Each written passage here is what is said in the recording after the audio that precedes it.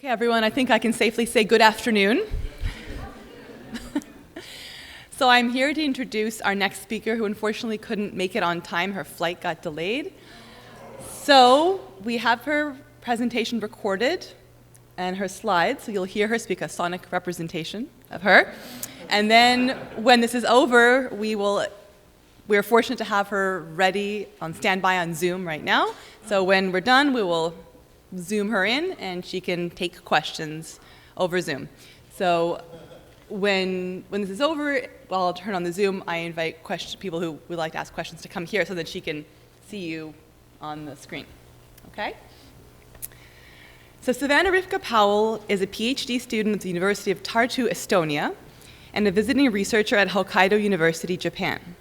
Drawing on ethnology, folkloristics, and cultural musicology, her research examines how sound and music function as a point of rendezvous for resilience, memory, and cultural agency within minoritized and diasporic communities.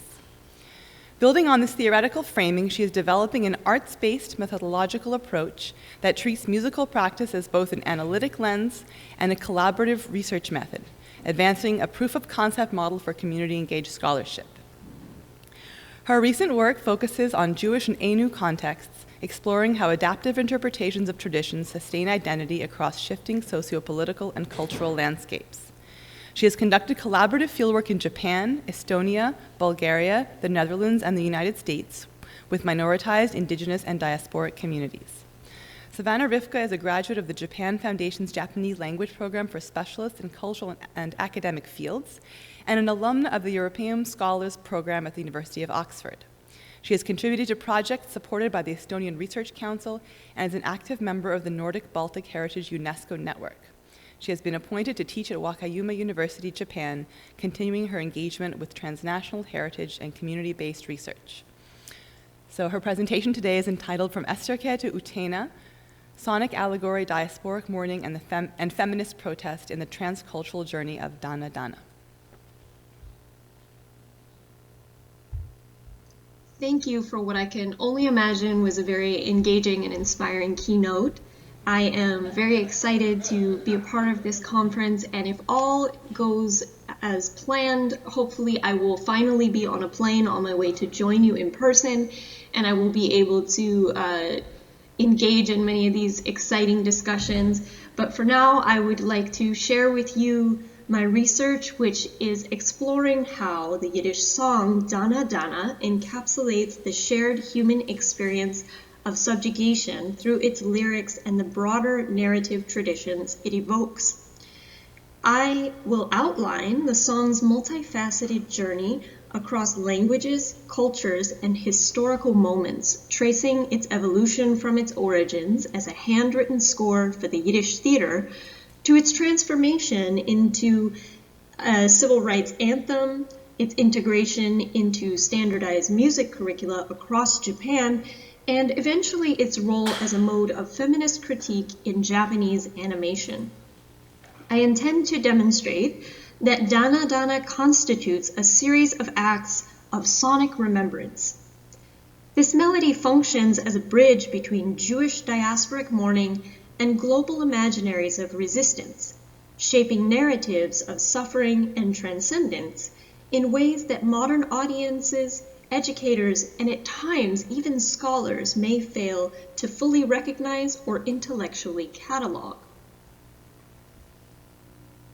Through close audiovisual analysis and cultural musicology, I argue that the song Dana Dana operates as an encoded allegory of constrained agency and longing for flight rooted in Jewish diasporic mourning and female subjectivity in a manner that has proven transferable across radically different contexts of oppression, resistance, and loss. The song paints the vivid scene of a mournful calf bound and being led off to slaughter by a callous farmer, while a swallow flies freely above in the sky. The song is the result of a collaboration between Aaron Zeitlin, who penned the lyrics, and Sholom Secunda, who composed the music.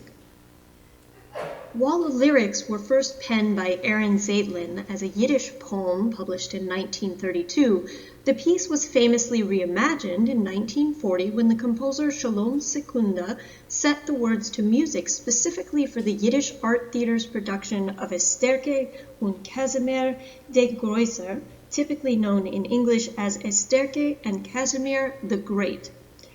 While written in Warsaw, it reached its widest audience during Maurice Schwartz's 1940 production in the Yiddish Art Theater in New York, a production that essentially saved Zeitlin's life while his family remained trapped in Poland. The original production materials, including Sholom Secunda's orchestral scores and Zeitlin's lyrics for Esterke, are housed in the Sholom Secunda's papers at New York University Fallis Library. Despite the survival of Secunda's scores, the song's specific Yiddish theatrical origins have undergone a form of discursive erasure, whereby its identity as a global folk anthem has eclipsed its initial context as a scripted lament. That this global melody exists in its earliest archival form as a collection of somewhat fragmented manuscripts in Lower Manhattan, mere blocks from its birthplace in Yiddish theater, is somewhat emblematic of the profound gap between the song's ubiquitous presence and its obscured history. The inspiration for the Yiddish theater production, Esterke, draws upon a Jewish folk legend of a woman by the same name, alleged to have lived sometime between the late 1200s to the mid-1300s. The song Dana Dana was a central motif throughout the play, drawing on the legend of Esterke, with the lyrics outlining her fated role as it has been interpreted and understood by various members of the Jewish community. The YIVO Encyclopedia of Jews in Eastern Europe confirms through the chronicles of Polish historian Jan Długos, who lived from 1415 to 1480, that Esterke was indeed a powerful and persuasive consort of Casimir the Great, King of Poland, who reigned from 1310 to 1370. In her role, she successfully petitioned for Jews to be invited to reside in Poland, and in 1334 their privileges were extended beyond those granted by previous rulers. The image that you see on the screen now is showing a mural that was created in 2015 featuring Esterke and King Casimir the Great. This is on a very well-known street in Krakow's historic district of Kazimierz, and it's part of a larger project that was created to pay homage to these historical figures that have been so influential in the past, and this shows how these stories are still remembered even today. Now, sexual relations with those outside of the Jewish community were typically forbidden during the time of Esterke. However, this case was framed as an exception, as Esterke's actions were viewed as self-sacrificing for the ultimate survival of her people. The story was often presented in parallel with the tale of Esther. This reflects a tendency within traditional interpretive frameworks to depict Esterke's position as self-sacrificial rather than coerced. Stories of women like Esterke and Esther are often narrated through a lens that has the potential to obscure or even romanticize the dynamics of power and consent. The folkloric Esterke has been remembered as a daring, even regal figure living a life akin to the swallow that is discussed in the song Dana Dana, so proud and free.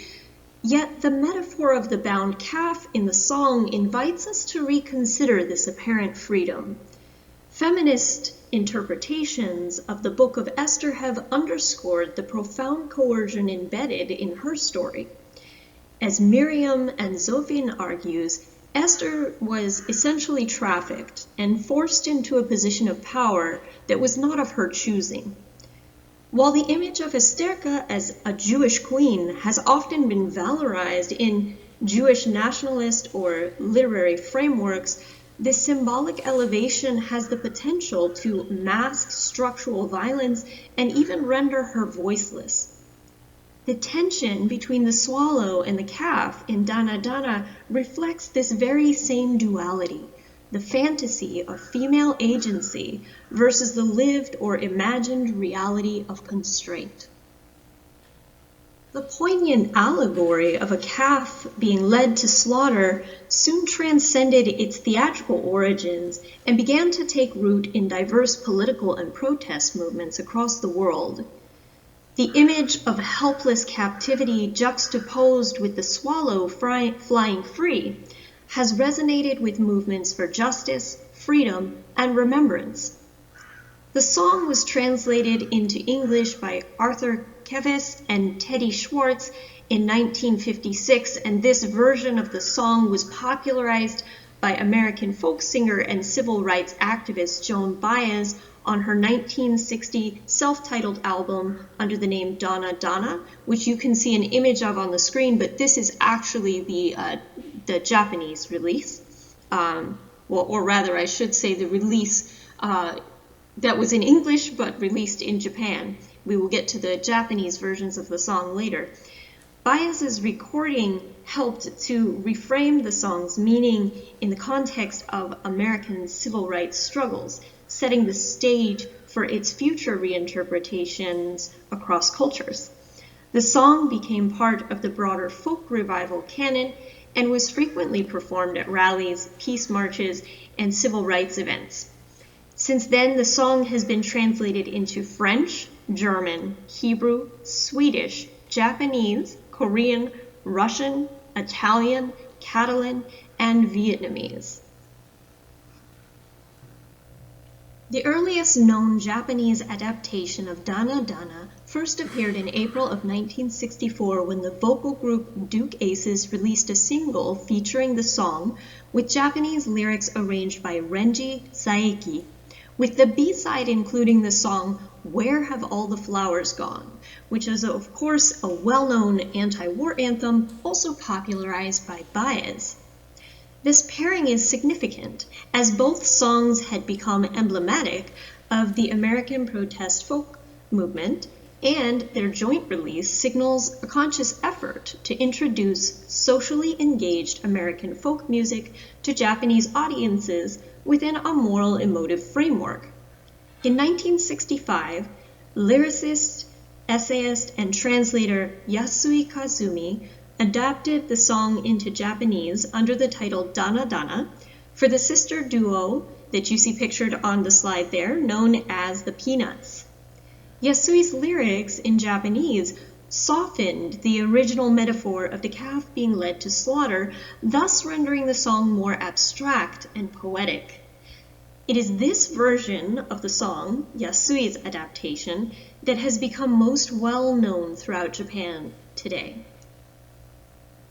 Yasui's Dana Dana lyrical adaptation retains the emotional depth of the original Yiddish metaphor, while subtly refashioning it within a symbolic framework that is deeply aligned with Japanese aesthetic and spiritual values. Central to this adaptation is the evocation of mujo, or the Buddhist concept of impermanence, which permeates Japanese literature, art, and seasonable sensibilities. The image of a calf being led to slaughter in the original song, in Yasui's version, becomes a more reflective meditation on helplessness and the constraints placed on living beings, echoing not only the Buddhist recognition of suffering, but also the transitory nature of existence and the sorrow that arises from attachment. The Japanese lyrics remove explicit reference to death or slaughter, instead presenting the calf as simply being sold and watching the world with sad eyes. This lyrical modification made the song suitable for children and thus eventually used in elementary and middle school music education, as you will soon find out, where it was frequently used to cultivate empathy and ideas around moral awareness. A significant turning point in the dissemination of the song Dana Dana into broader Japanese society was its inclusion in a Nippon Hoso Kyokai, which is the Japanese Broadcasting Corporation, more commonly known as NHK. They have a long-running children's music program known as Mina no Uta, which roughly translates as Songs for Everyone. Dana Dana was included in a broadcast that ran from February to March of 1966, and this included a simple yet poignant animation, of which you can see a screen still on the slide there. This appearance helped to solidify Dana Dana's position within Japanese popular and educational culture, not as a politically charged protest song, but as a reflective, emotionally evocative tune suitable for children. The program, Mina no Uta, launched in 1961 and was a key vector point for introducing both domestic and foreign songs into everyday Japanese life, particularly for children and families. By airing Dana Dana during a period of rapid post-war recovery and moral realignment, NHK effectively reframed the song's sorrowful allegory as a lesson in empathy, loss, and introspection.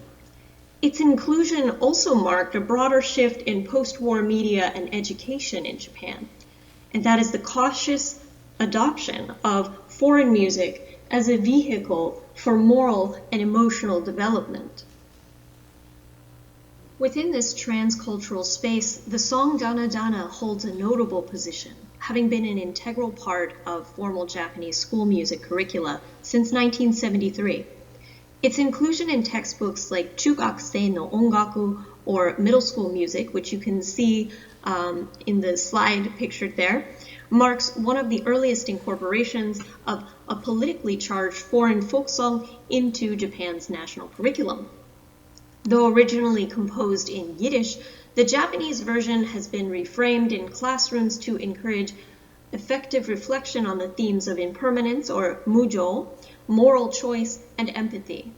This pedagogical shift is documented in a rather rigorous 6-part study by an educator writing under the pseudonym Patricios.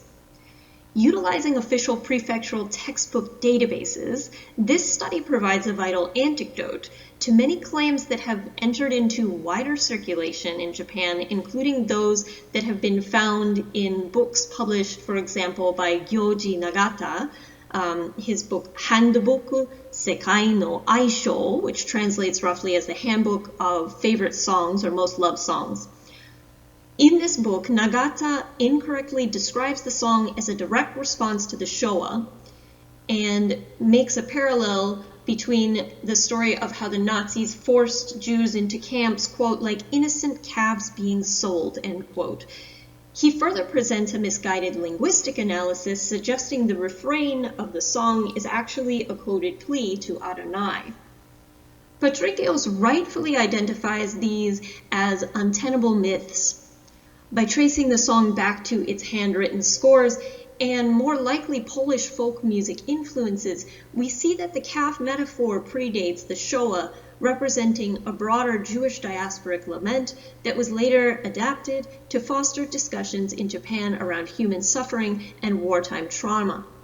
Dana Dana thus represents a site where, in Japanese classrooms, post-war pedagogy intersects with global narratives of loss, protest, and resilience. That such misreadings of the song can take root is perhaps unsurprising, given how thoroughly the song's origins have been obscured, even among those who teach it within Japan. Despite the song's steadfast place in the Japanese educational curriculum and the familiarity that this has instilled on a societal scale, the origins of the song remain largely unknown to them. This is not merely for the general public who may have learned it in their childhood music class, but also among the music educators themselves. During my fieldwork in Japan, I have encountered a consistent lack of awareness regarding the song's cultural origins among both lay listeners, professional educators, and at times even researchers.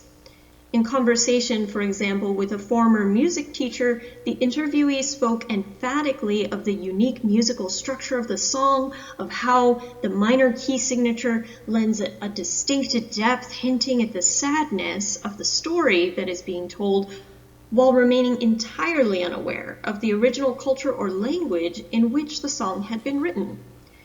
Notably, Yasui's arrangement, that you can now see pictured on the slide, credits only Secunda as the original composer, erasing Zeitlin's authorship from the version that most Japanese educators and students would encounter. The malleability of the meaning of the song becomes even more apparent in its surprising resurgence in shoujo animation, or anime, which is media that was produced with the intended target audience of youth or teenage girls. Donna Donna plays a pivotal thematic role in the anime Shoujo Kakume Utena, or in English, Revolutionary Girl Utena.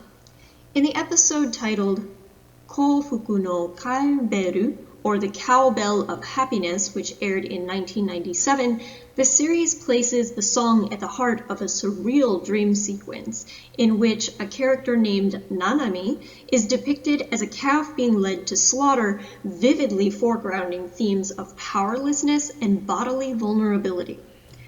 The dream sequence unfolds in 3 distinct visual beats. In the opening moments, Nanami awakens in a barn strewn with hay, discovering with dawning horror that she is wearing a large white cowbell around her neck. The shadow, as you can see in the slide picture here, is casting an unmistakably bovine shape on the wall behind her.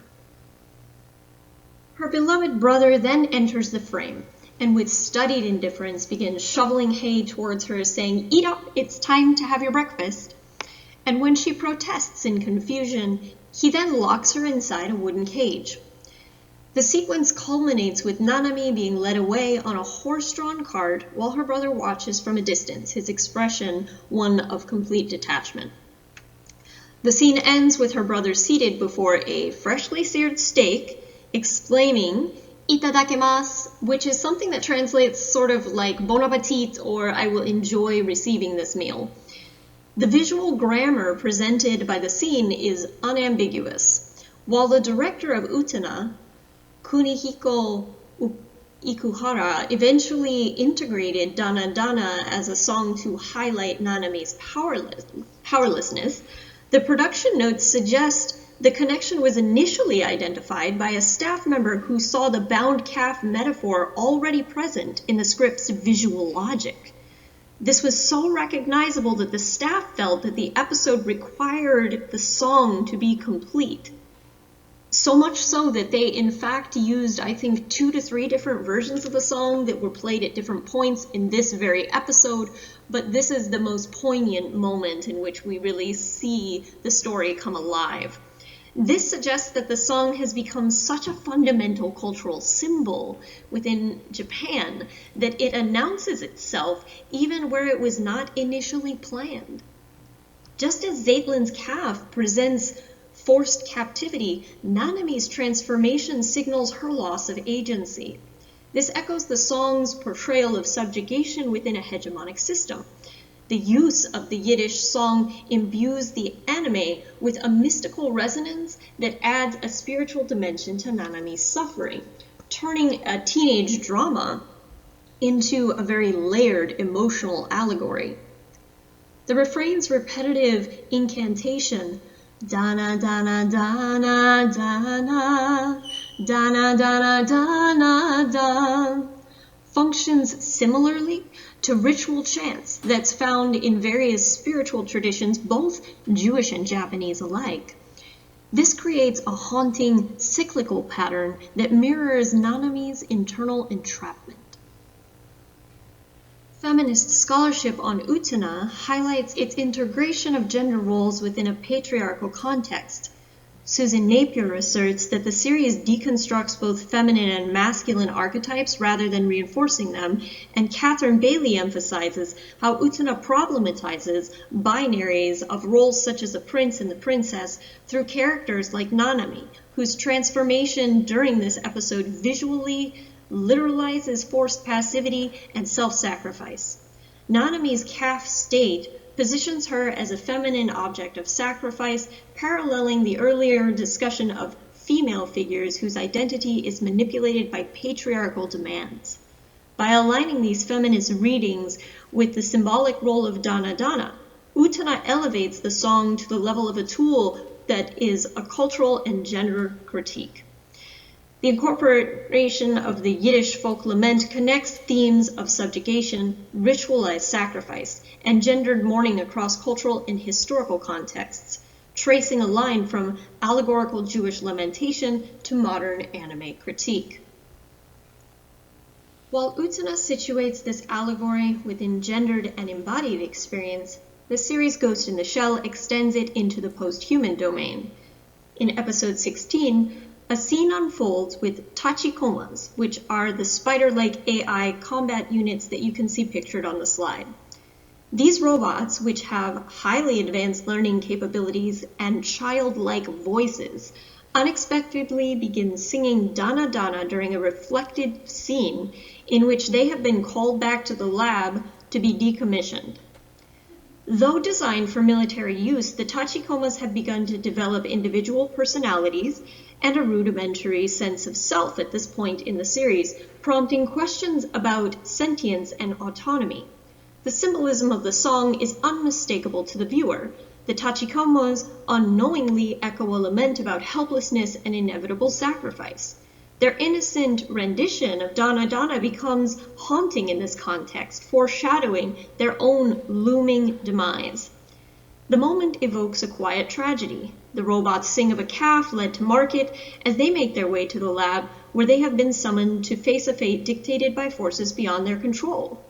Critically, this sonic link was severed when the series ventured beyond the borders of Japan. Due to licensing complexities, the song was removed from the official English DVD release and replaced with a generic backtrack. This creates a sonic ghost within the localized text. English-speaking audiences hear these characters still discussing this calf song, but they never actually hear the song itself. The sonic erasure here reflects the very friction that I am outlining in this research, where the song's global ubiquity in Japan collides with the legal and cultural barriers of its return to the English-speaking sphere. Even so, the scene subtly but powerfully reflects on the limits of free will, the cost of emotional growth within artificial beings, and the projection of human memory and moral weight onto machines whose voices may not fully understand what it is that they sing about. By embedding a song of oppression and loss into a futuristic meditation on consciousness, Ghost in the Shell links diasporic human histories with speculative questions about life, freedom, and ethical responsibility in the age of artificial intelligence. What the tachikomas demonstrate is precisely what this presentation has sought to illustrate, that a song's power lies not only in the memories which it carries, but in what each new voice, human or otherwise, has the potential to bring forth. Rich meaning emerges through acts of cultural translation, through loss and longing, and through the persistent human desire to give shape to suffering and hope by means of sonic expression. As the refrain continues to resound in languages and settings far removed from its origin, it reminds us that songs, much like people and ideas, may be carried across borders, and in the very act of journeying, they gather new capacities to heal, mourn, and to imagine freedom. Regardless of language or interpretation, existential sorrow still filters through the same bittersweet chords, hearkening to mythical and tangible experiences alike. The song that carries Esterke's memory echoes across shifting landscapes, linguistic, geographic, and emotional. Dana Dana speaks to centuries of oppression, and it invites us to seek flight in solidarity.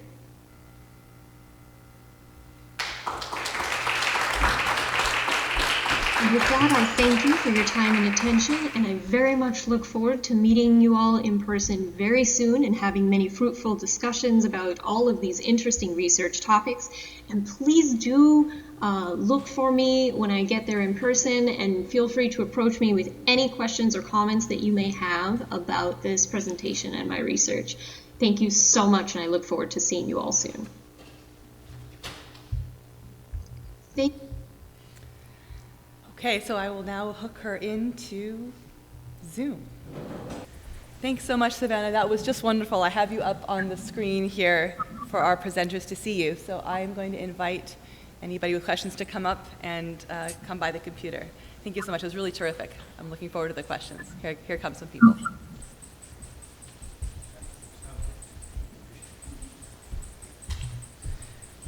Hi. Hello. So that was a really wonderful, really wonderful topic, and yeah, just really interesting to see, especially how it became part of this pedagogical apparatus in Japan.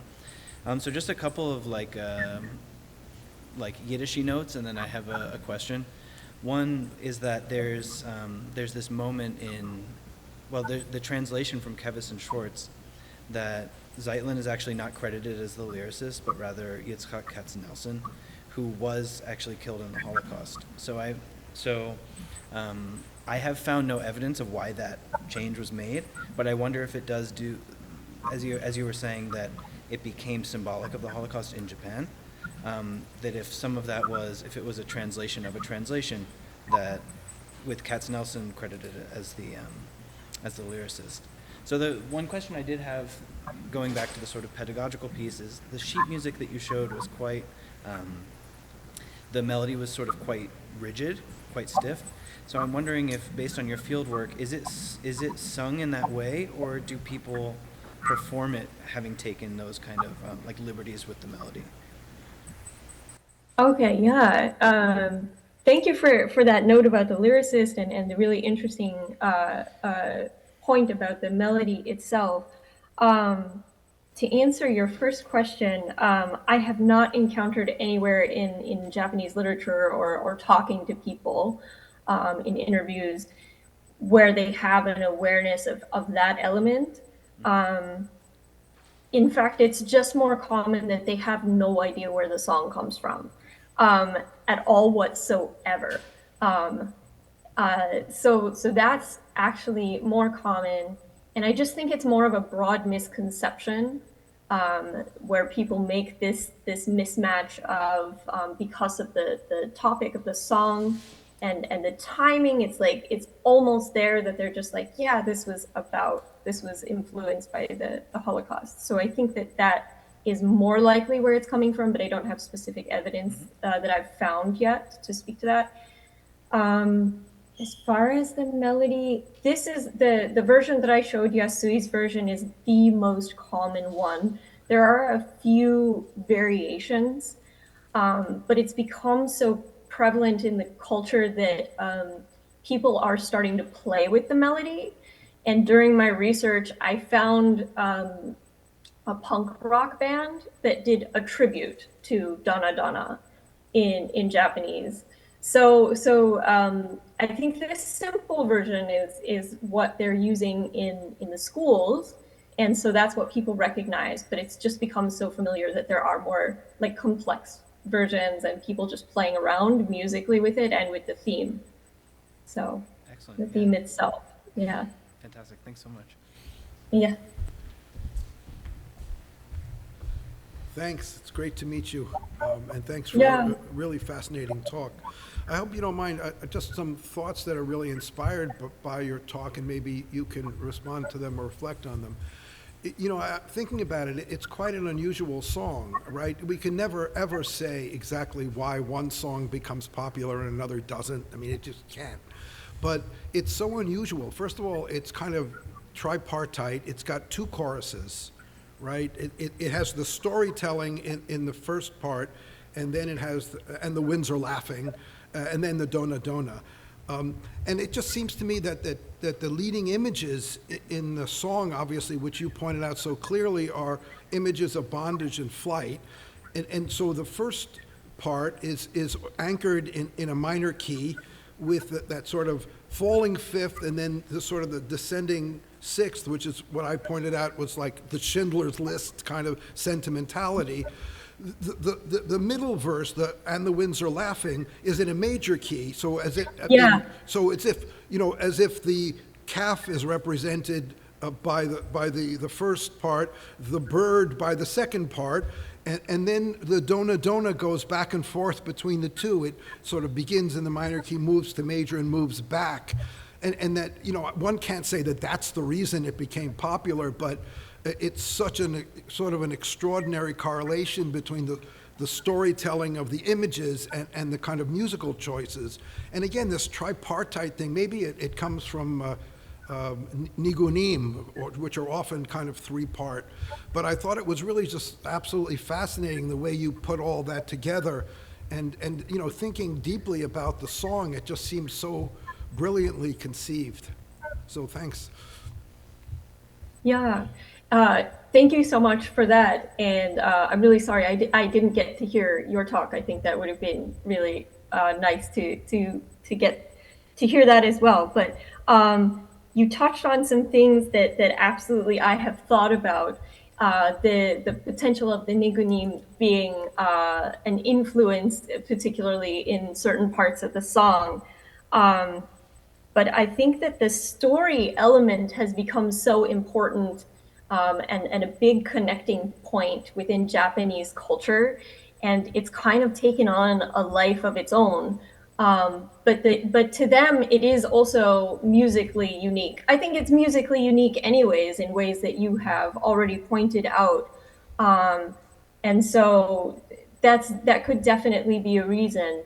But they make this parallel to the idea of loss that has just like taken on a life of its own. For example, it's completely entered into vernacular language, where they have a phrase in Japanese where they'll say dana dana sareru, which means I have been dana dana'd. I had to lose something. I had to give something away. And one of the ways they use it, for example, is in motorcycle culture. When someone loses, like their bike broke down and they have to get it towed, then they say, oh, dana dana sareru. I lost my motorcycle today. And they make this parallel where it gets taken away on the cart. So the story element is completely integrated into this like vernacular culture, vernacular language. Yeah, and just quickly, Yeah. it moves from story. Oh, sorry. Go ahead.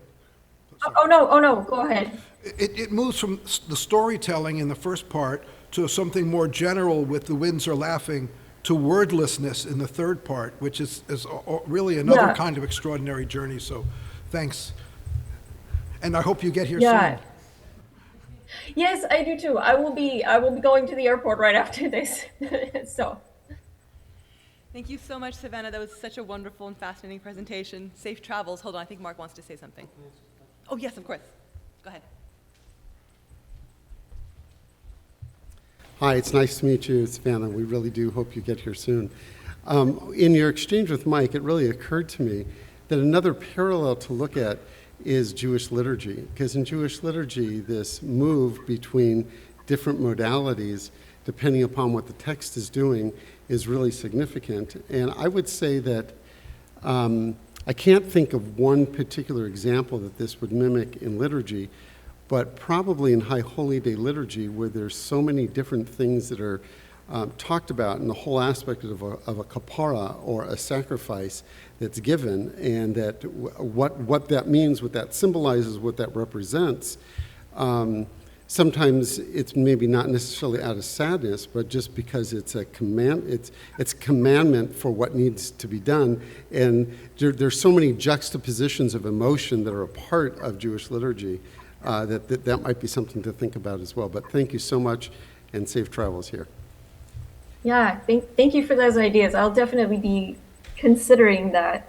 I'll have plenty of time to think about it when I get on the plane. So I hope I'll be able to join you all soon. Hey, Savannah. Sorry to stretch out the Q&A a little bit. I have one last question for you, unless anyone else makes themselves known. I wondered if you might be able to tell us if you've encountered any other cultural contexts where the song Donna Donna has taken on a life of its own like this, or if there's something singular happening here in Japan. Thank you so much for a really great paper.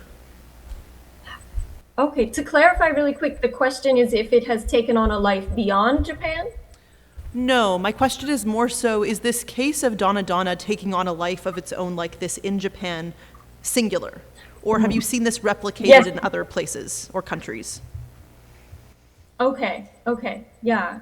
It's a really good question. Thank you. I've been very focused in my research specifically on the way it has taken shape in Japan. And I would say the main thing that I found is what I briefly mentioned earlier, which is in the motorcycle culture of Japan, people will, if their bike breaks down, they do this thing, they say, donna donna sareru, and they take photographs of their bike as it's being towed away, their motorcycle, and hashtag it, and there's this whole sense of sentimentality, and they'll tell stories of all the adventures they had when they were traveling on their motorcycle and how sad they're gonna, how sad they are that it's gonna be going away. And so I would say that is this whole like microcosm in which Donna Donna has taken on a life of its own within Japanese subculture, motorcycle culture. And then beyond that, it's like music teachers that are very interested in it musically, which other people have mentioned as to why it's very interesting musically. But the Donna Donna Sareru in motorcycle culture, I think, is the most interesting point that where it has taken hold. Thank you so much again, Savannah. Safe travels, and we will hope to see you very soon. Yes, thank you so much. Take care. Let's give her some applause.